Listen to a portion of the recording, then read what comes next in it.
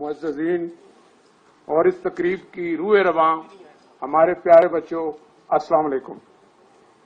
मेरे लिए ये बहुत बड़ा एजाज है कि कायद-ए-आज़म की यौम वलादत के सिलसिले में मुनक्कद की गई इस तकरीब में मैं मेज़बानी करते हुए आप सबको खुशामदीद कह रहा हूँ।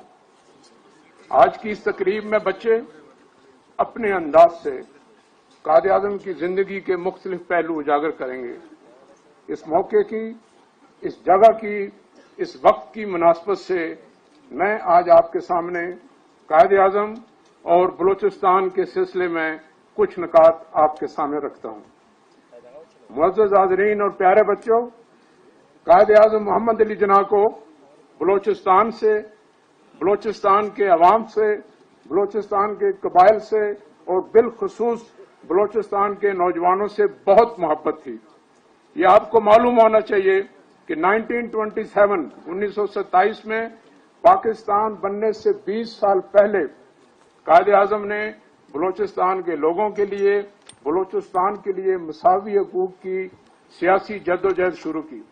इस जद्दोजहद में उनकी मुखालफत उस वक्त की अंग्रेज हुकूमत, जवाहरलाल नेहरू और हिंदू कांग्रेस ने की, लेकिन आपने अपनी जद्दोजहद लगातार जारी रखी। इन तमाम चीजों को मद्देनजर रखते हुए 1939 में कायद-ए-आज़म ने all India Muslim league Balochistan की बुनियाद रखी और उस वक्त के एक इंतहाई अच्छे, काबिल और मुहिब वतन बलोच रहनुमा काजी ईसा को all India Muslim league Balochistan का सदर मुकर्रर किया। मुस्लिम लीग ने काजी ईसा की क़यादत में कम अरसे में इतनी कामयाबियां हासिल की, आपको सुन के खुशी होगी।